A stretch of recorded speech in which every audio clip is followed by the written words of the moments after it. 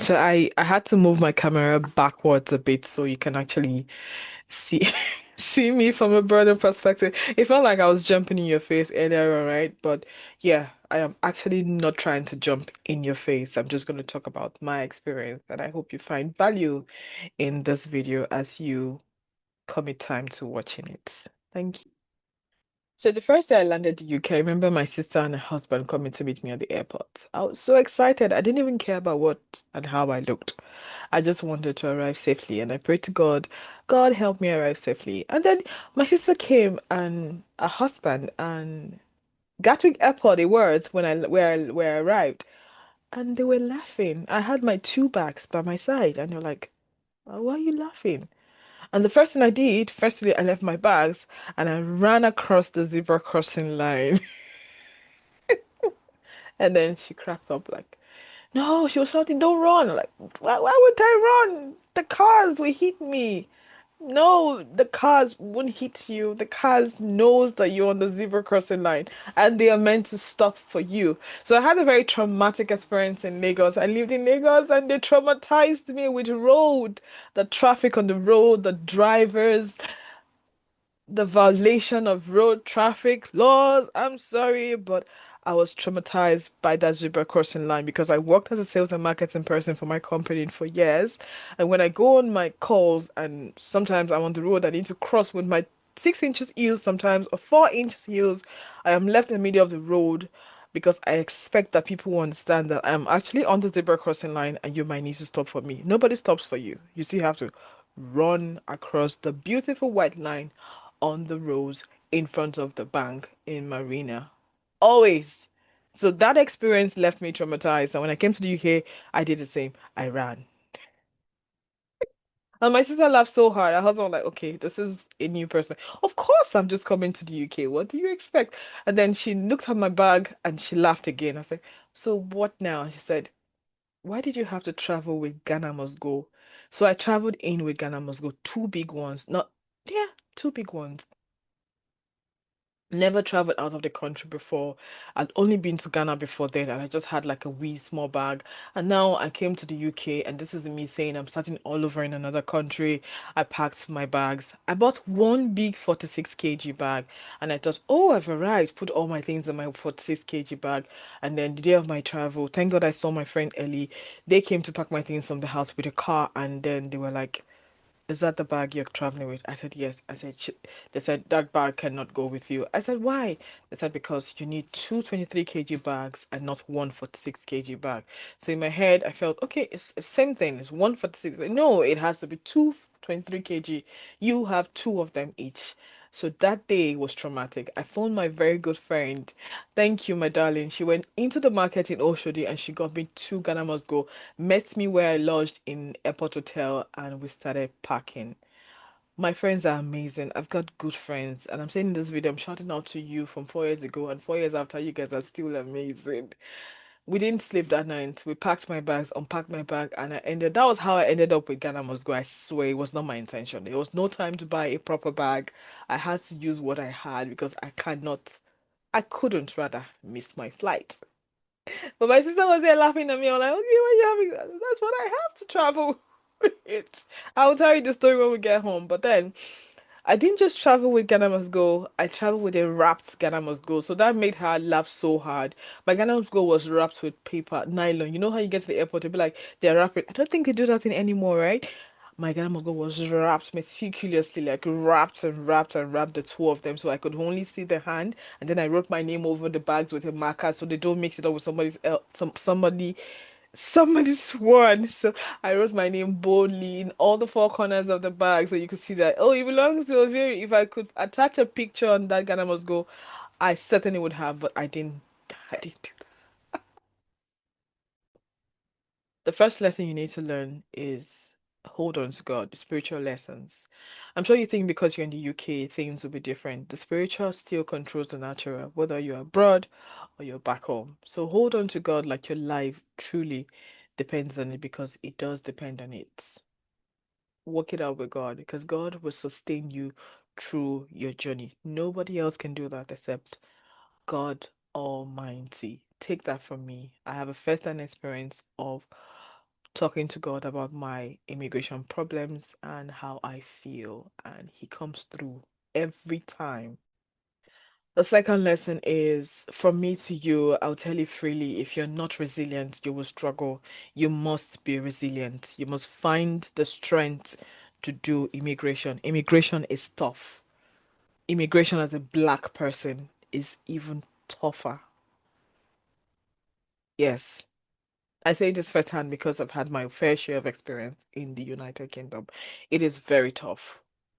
So you have to be resilient. You have to find the strength to do the journey. You have to be mentally okay, strong, physically strong. You cannot determine your physical state of your health, but you can work, you can prioritize your health. But what I'd say to you is you have to be resilient. If you don't have it, you have to find the strength to be resilient. You have to build it. You will break. You will be tired. You want to give up. You want to go back home. But if you know your why, you keep moving. So you have to be resilient. You have to find it and you have to be resilient. When I first came to the UK, nothing prepared me for the job market.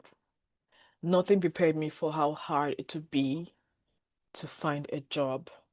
Nothing actually told me, maybe I didn't do enough research, or people are actually not saying it enough. It is hard to get a job. Getting a job in the UK could take you between 4 to 6 months. That's why when I had that experience, it took me nearly 5 months to get my first job. Because of that, the reason why the Home Office tells you you have to have living cost, living money, living costs. They factor it in into your visa application fee.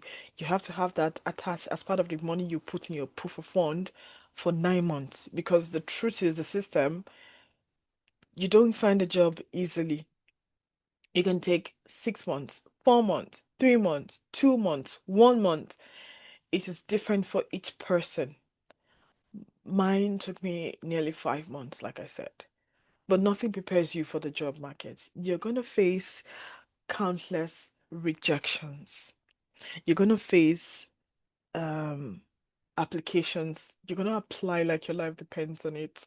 You're going to have to deal with filling long application forms, pardon me, searching the internet for jobs, talking to people for help. You have to deal with all the good stuff. Nothing actually truly, truly, truly prepares you for this. So you have to be prepared for the job market. Rejection is not the end. Rejection in the UK is actually part of the process. It's part of your immigration process. And that's for me is my lesson three to you. That's one of the lessons I learned the hard way living in the UK as a black migrant from Nigeria. One big shock for me again was multitasking. And luckily, I already had this multitasking skill, but then he came to play 100 times over, unlike when I was back home in Nigeria. In this part of the world, you can't keep one of your life on hold. It feels like you have to, you know how those guys they play ball, they're rolling three balls in the air. It feels like you have to juggle everything at the same time. You can't keep one part of your life on hold. Your relationship, your money, your bills, finding a job, networking, going to attend class if you're a student, um, supporting your family, going for mental checks, going for hospital runs. None of them can actually stay on hold. You have to find a way to do one or two or three things together simultaneously at the same time. And when you finish one or two, then you know, okay, I think I'm done with this chapter. I can now close it. But leaving one on hold permanently and doing just one, you come back and see that nobody's going to run that part of your life for you. You're going to struggle because that part has been on hold. And that part actually cannot be on hold. It has to run as you're running with this other one. So, lesson four, multitasking skill. If you don't have it, you have to build it. You have to learn how to do multiple things. You have to learn how to plan. You have to start writing. It helps. It does help. You have to prioritize and put dates on some of the stuff you need to do so you don't forget or it doesn't elude you. Immigration journey, you have to multitask. Okay? So happy multitasking. If you cannot, the system will frustrate you.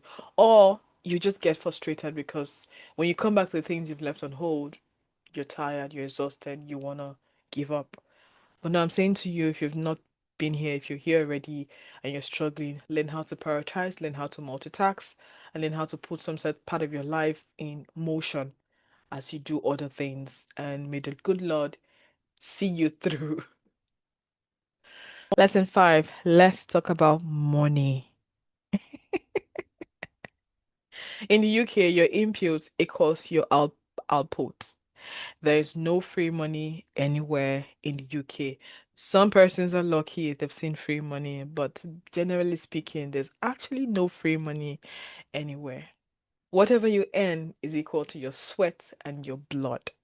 It means you're putting your effort, your time, your energy into earning that amount of money. That's why you earned it. You're putting your hours. Hmm? So in the UK, you have to be very strategic. Once you have some level of experience, you just want to start looking for higher paying jobs. Even if you're in a care support sector, find agencies that can pay you better than the one you're doing because you needed an experience. Find that one. And in the UK, I would advise you, immigrant, sell your time. Sell your time to the highest bidder. If you're doing care and support, sell your time to the highest paying agency for your extra jobs. Your main job can come with any amount of pay, but your extra job, um, get the highest paying agency to work with. That's how you can meet up with some financial commitments. Else, you struggle.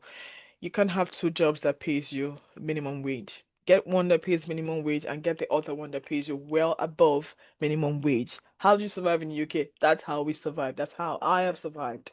I've gotten agencies that paid me more than my full-time role because, well, the agencies, and if I'm going to be taking an agency or a second job, it has to be a job that pays me better than where I'm coming from because my time is money, and my time is my blood, my sweat, my energy, my hours, my life. I can't take it back. So I'm only going to go and get a job that pays me better than where I'm coming from. That's just logical. That's just sense. That's just Ninja sense. So my lesson 4, you have to be content. Again, be content and manage your finances very wisely. In the UK, there's no competition, okay? If you're a competitive person, be competitive in other area like in getting knowledge, but when it comes to finances and owning properties or owning assets or liabilities, there's actually no competition. It's what you do that you get. So be content with where you are. Lesson 5, manage your finances very well and sell your time to the highest bidder. I guess we are now on lesson 6. One thing I discovered living in the UK as an immigrant is that no man is an island. Okay, let's take it back. I always knew no man is an island, so always worked as a person that work with people. Hmm? But in the UK, you find it more useful here because already you're isolated because you're an immigrant and you cannot afford to isolate yourself again. So you must find a community and find growth in that community. Okay? Lesson 6, right? Find a community. You can't do the UK journey all by yourself alone, especially if you're single. And if you're married, find a community and be careful with the information you consume. If you do not find communities, you probably struggle, or maybe not. It's up to you. I'm not going to compel you to do what you don't want to do, but I'll tell you strategically that joining a community will actually help you in a lot of ways. Okay, so find communities to network with nice people and connect with people, but be very careful with people you're connecting with. Don't get misled, don't get carried away by popular opinion. Weigh your options, weigh your opinion, weigh the advice they give you. Go online and find out information for yourself. Check, verify information before you consume it. Mix up with people outside your nationality. It helps with your mental health. It helps with your growth. It helps you to grow in different levels. You're not growing just like this, straight jacket. You're growing in different ways. You're opening channels for yourself. Okay. And also be very flexible. Don't limit yourself to one job in or one location at a time. Be flexible because you're still an immigrant and be very willing to relocate. Okay, if the need arises, be willing to relocate and keep upskilling. If you have to go for an event outside your location, please go for that event. If it will help you meet people that will help you get the job you're looking for, go for that event. Commit some time to attend the networking events and attending some community events if you can. It actually does help because when you do your own event, you find people who will come to your rescue or to attend your events. Okay. Is it supposed to be lesson seven now? Or eight? I guess it's lesson seven. Don't be caught unawares. Since I came to the UK in 2024, 4 years after, the country keeps changing. The policies, the processes, the visa. Oh, you see, that part is causing mental trauma, mental health situations for lots of us immigrants. Because 1 minute we're on a visa that we think we can convert to this visa, the next minute the policies on that visa which you're on has been changed. So don't be caught unawares. The UK system, pardon me, is not stable. I think it has a bipolar kind of effect. They're not stable. System keep changing, the rules keep changing, and you must be prepared at all times because I don't want you to be caught unawares. While you're dilly dallying, thinking it has to be this visa. If I don't get this visa, I can't I can't be an immigrant. It has to be this visa compulsorily. Put your thinking cap on. Study the environment which you've come to live in to see that things change quickly. It will change every 1 month, every 3 months, every 6 months. You have to be on top of your game. Don't let your visa run out on you while you're looking for the perfect job role. Get something that can keep you, survive you while you do what you love later. That's my candid opinion. Don't let your visa run out of you on you rather, except you actually are happy to go back to where you're coming from. If you're not, if you want to stay, don't be caught unawares. Be prepared for anything. Anything can happen within this environment where you live. One, because it is not your country. Nothing is guaranteed here. You're an immigrant, you must tell yourself the truth, you must own the truth, you must live the truth, and you must be prepared for the truth. Don't be caught unawares. Lesson seven, I guess.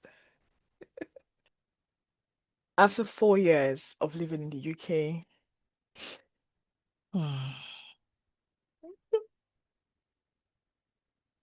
I can say this.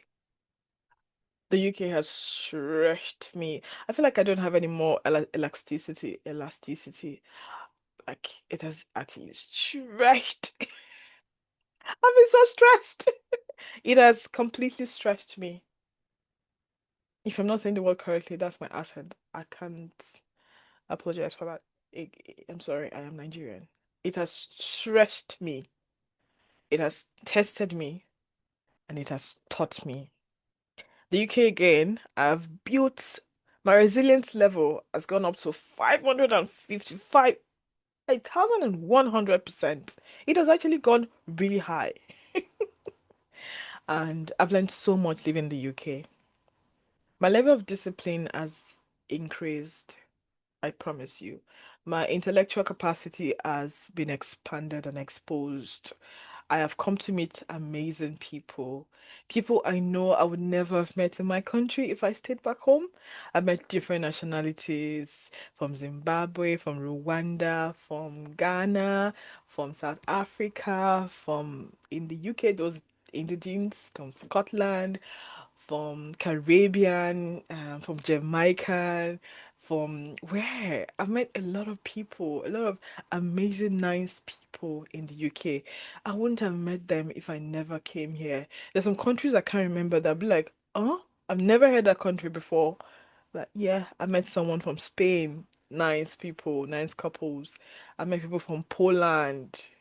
Where? Where haven't I met people? But so this is the opportunity you get to be exposed to when you decide to go on your immigration journey. And above all, I have come to build my faith. I know people think you're in the UK. Why you worry so much about faith? If you do not, devil will test you. You see this demon, they know. They know you're not relaxed. They will send their demonic angel, what do they call them? Counterparts They will migrate from wherever they are and come and test you. So do not let your guard down. I've come to build my faith even much more living in the UK than I was in Nigeria. It felt like you're fighting different kind of demons. My faith level has increased above everything I've done in this UK for myself, and I've learned my faith level has gone up.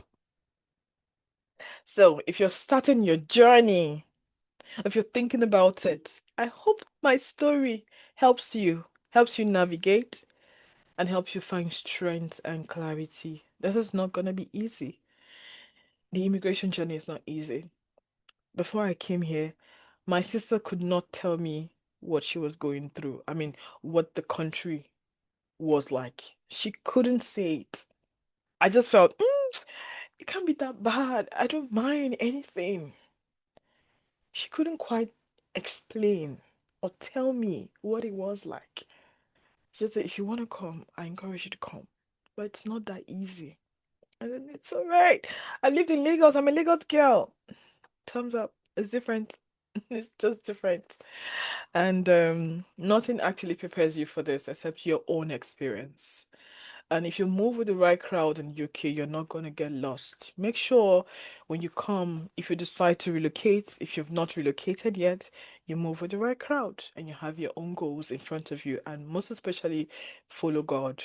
And if you're ready here and you're struggling, what could that be? Why are you struggling so much? Sit down and find out why, amongst everything I've mentioned, amongst everything I've talked about, write them down and see where you can work on and improve and change, tweak a thing here or there to help you get better balance. You might not get balance in 3 years, 4 years, 5 years. Each person's journey is different from each person. Hmm? Like they say, different strokes for different folks. You could say we're in the same country. Yes, we can be in the same country, but we have different experiences. We have our fate is different. Our journey is different, so you have to stay true to your journey. There's no basis for comparison when you live in the United Kingdom or anywhere in the world. Your input is equals to your output. Are you willing to put in the work? Then you're willing to get the reward for your efforts. So I hope my story helps you find strength and clarity. This is all I can do from now. If you need to talk to me or just want someone who has a UK experience, you can send me a message right here on YouTube or anywhere you see this video. Send me a message and I could be of support. Not financial support, I promise you, but I could be of support. So thank you for listening to this video. And if you have a similar journey, if you have an experience you want to talk about, are you happy to please share your experience in the comments and how has the UK been for you? My journey has been tough and rough, but I'm grateful to God that I've come this far and I'm still alive. I haven't slummed and I don't pray to slum in Jesus' name. So let's learn from each other's journey. Let's talk about how it's been the past. How many years have you been here? Share your experience. So I'll see you in the comment section and I'll see you in my next video or other videos. All right. My name is Averi. I'll see you some other time. Stay happy, stay positive. Do not forget to connect, network with people, join communities, and do all the good stuff. And love upon God because He loves you. It's going to see you through. Bye. Bye.